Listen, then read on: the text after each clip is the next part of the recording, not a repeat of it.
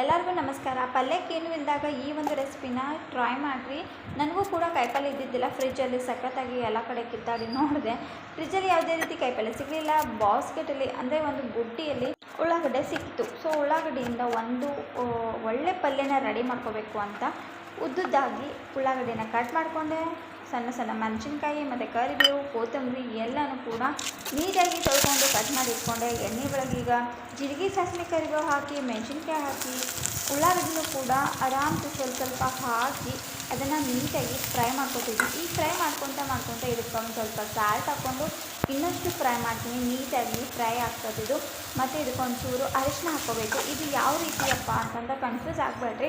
ಬಟಾಟೆ ಪಲ್ಯ ಯಾವ ರೀತಿ ಮಾಡ್ತೀವಿ ದೋಸೆ ಒಳಗೆ, ಅದೇ ರೀತಿ ಈ ಪಲ್ಯನ ರೆಡಿ ಮಾಡ್ಕೋಬೇಕು. ಬಹಳ ಕನ್ಫ್ಯೂಷನ್ ಬೇಡ ಅಂತ ಒಂದು ರೀತಿ ಟಿಪ್ಸ್ ಹೇಳಿದೆ. ಪಲ್ಯ ಈಗ ರೆಡಿ ಆಗೈತಿ. ಒಂದು 10 ನಿಮಿಷದಲ್ಲಿ ಪಲ್ಯ ರೆಡಿ ಆಯಿತು. ಒಂದು